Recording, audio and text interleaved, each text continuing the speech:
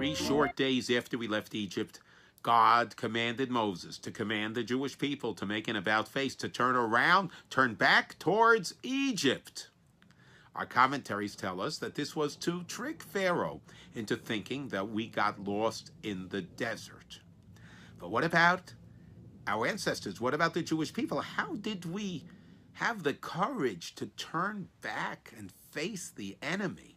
And the great commentary Rashi says that at that point we made a pledge of allegiance, and we said that we are committed to follow Moses.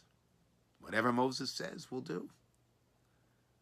But several days later, as the Egyptians were in hot pursuit and the raging waters of the sea were right in front of us, you know what we said to Moses? Are there no graves in Egypt that you brought us to die here in the desert? What happened to the commitment, to the pledge of 3 days before? Obviously, it's clear that under duress, we responded the way we did.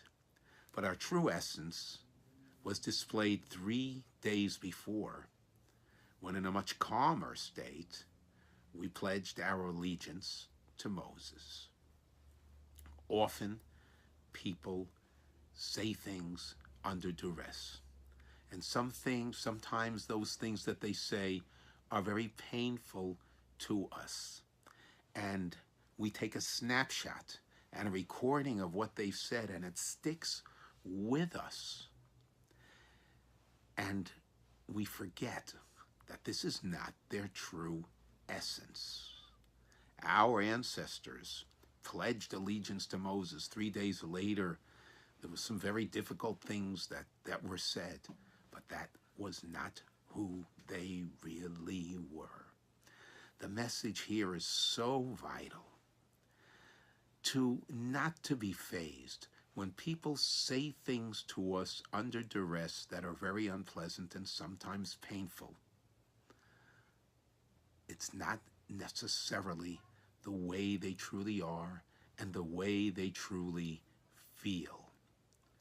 Each of us are multifaceted, and our emotions go up and down.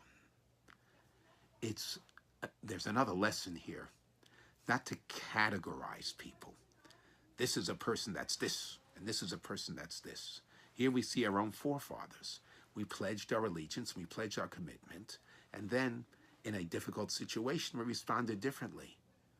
But it wasn't who we really were.